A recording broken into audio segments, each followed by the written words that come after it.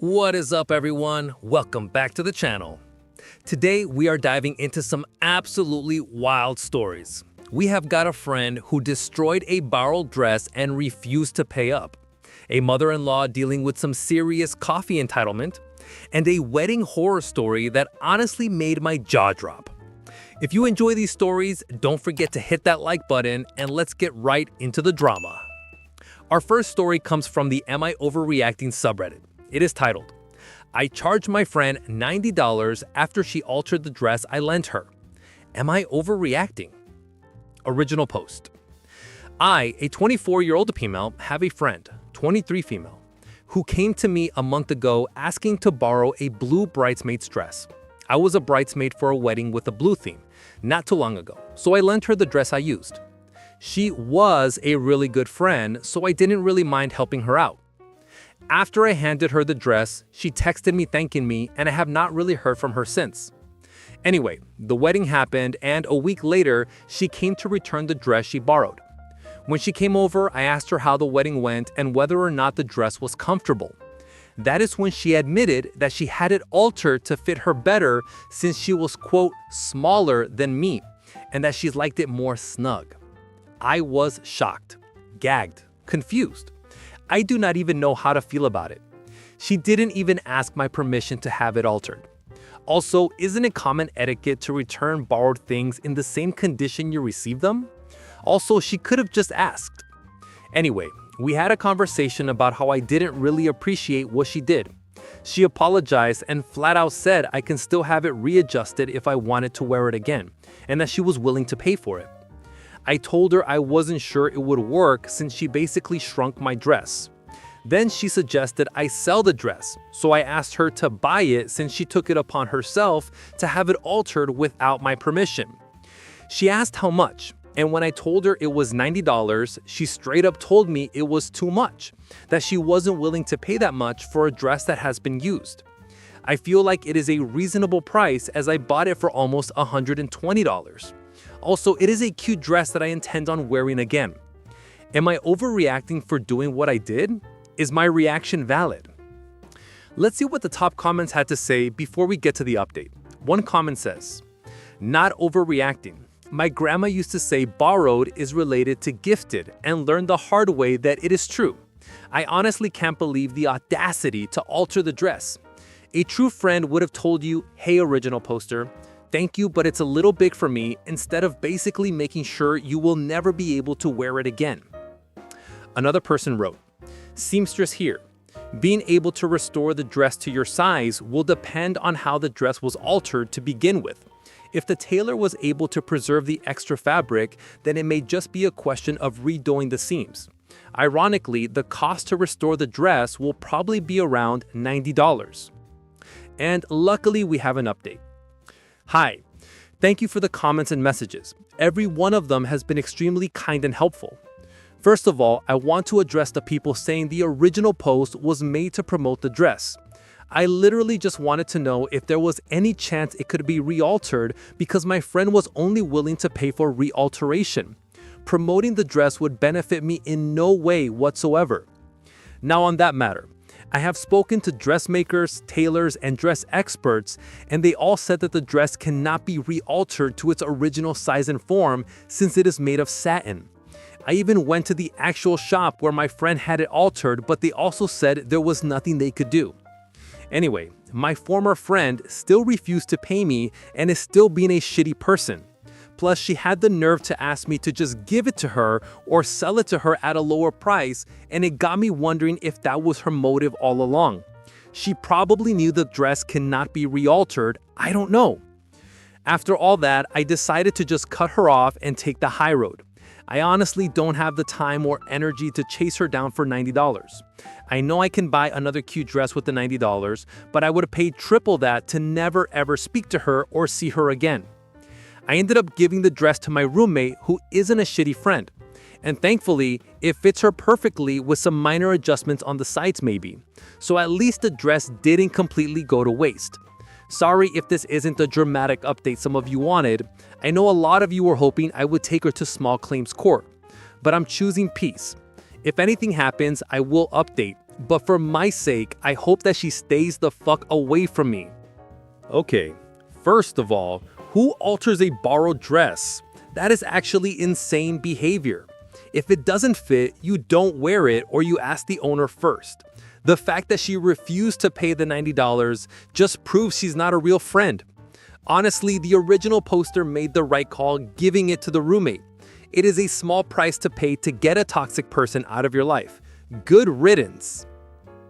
Next up, we have a story that is honestly infuriating. This one is titled, "Am I the asshole for forcing my friends to pay for my ruined wedding dress?" Throwaway account. This incident happened a few years ago, and I was recently reminded of it, and I want to take Reddit's judgment.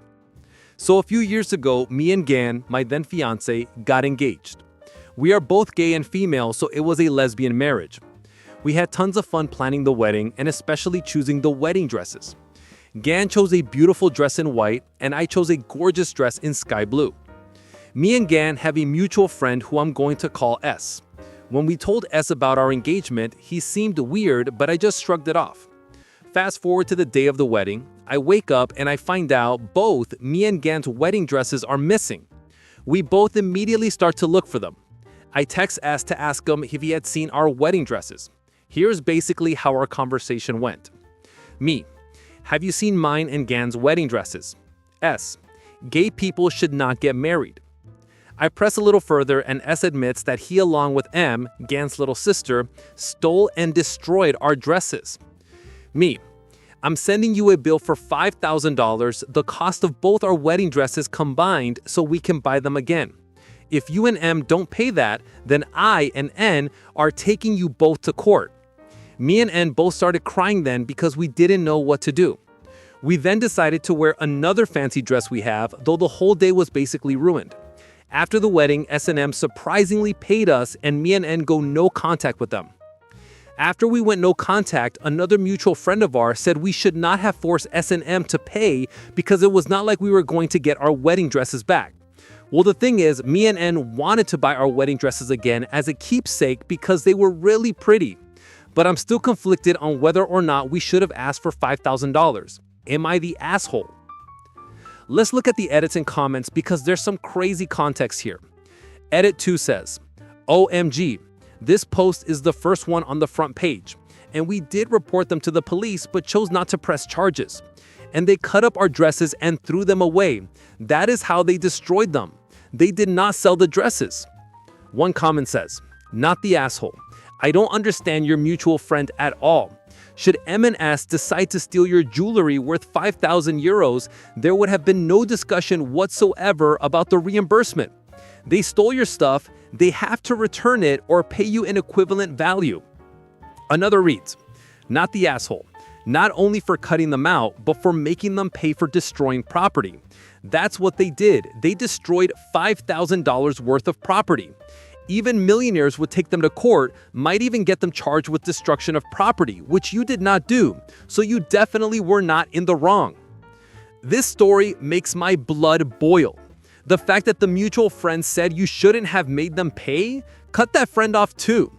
S&M didn't just ruin the dress, they committed a hate crime and destruction of property.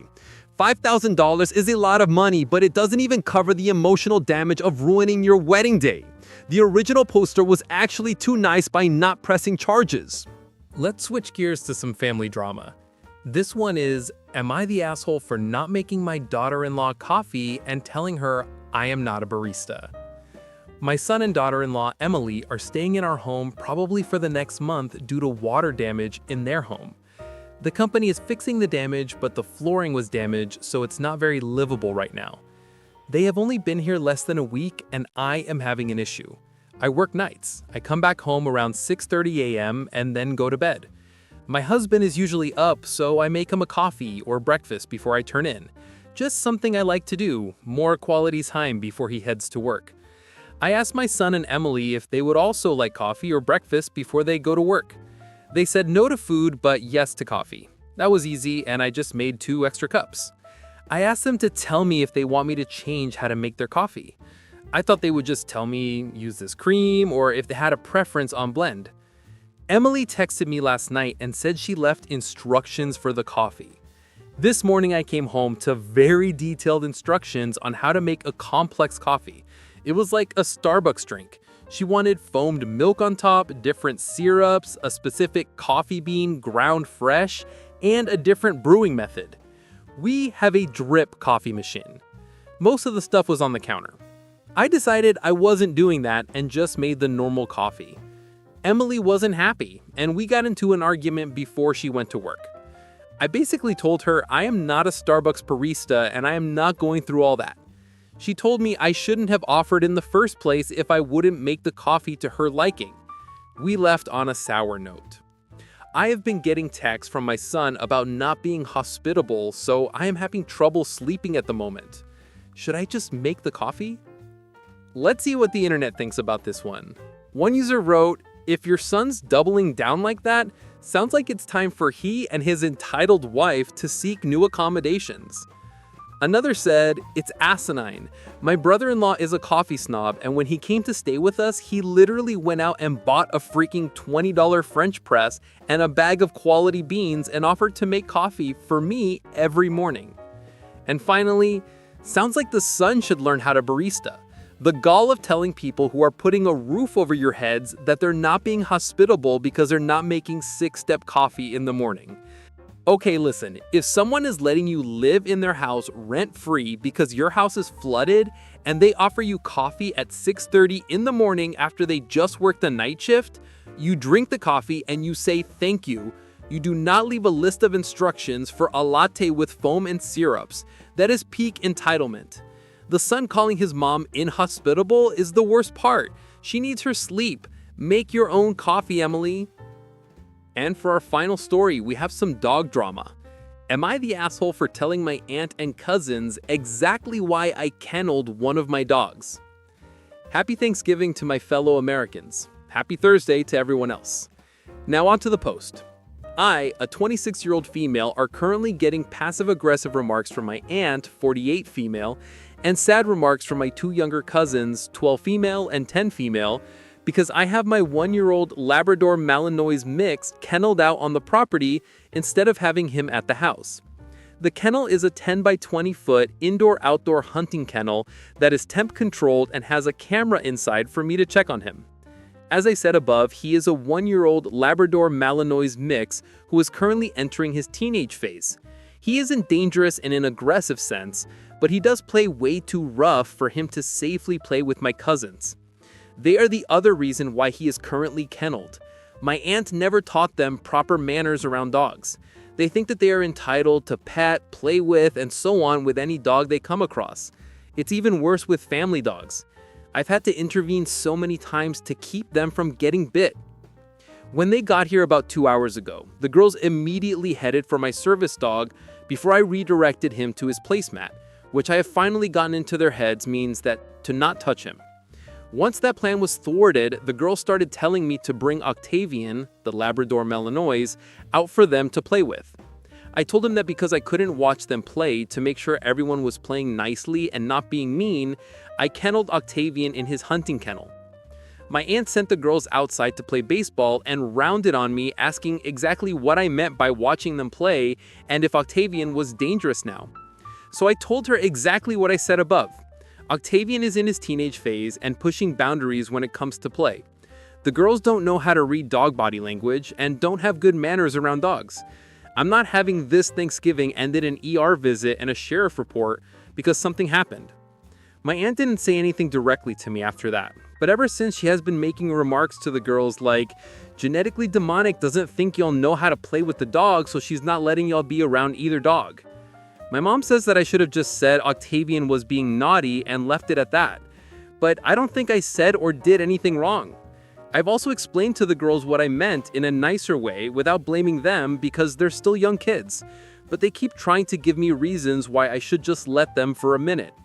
Am I the asshole? Top comment says, "Oh, they're super cute. I wish I could have a dog." You are not the asshole, by the way. You explained politely and calmly your aunt is being ridiculous. Another reads, super cute, also not the asshole. The aunt is the asshole. She told the children, you think they are not good enough to play with a dog, when you put down very reasonable boundaries and kindly communicated in a child-friendly way the reason it wasn't possible. She must like stirring up drama. And one more says, the aunt can take that knowledge and work productively to change her kid's behavior, or can stay in a twist about it. Either way, sounds like you did what a responsible dog owner would do. As a dog lover, the original poster is 100% right here. A Malinois mix is a high-energy working dog. When they are teenagers, they're basically land sharks. If that dog nips a kid because a kid is annoying it, the dog is the one who suffers the consequences. The aunt is being petty and manipulative by telling the kids that the original poster thinks they are not good enough to play with a dog. It's about safety, not feelings. Great job, original poster. That is all the drama we have time for today, guys. I really want to know what you think about the wedding dress story. Would you have pressed charges against the friend and the sister? I feel like I might have. And let me know if you would have made that fancy coffee for the daughter-in-law. If you enjoyed the video, please hit that like button and subscribe so you don't miss the next one. Stay safe, handle your boundaries, and I'll see you in the next video. Bye!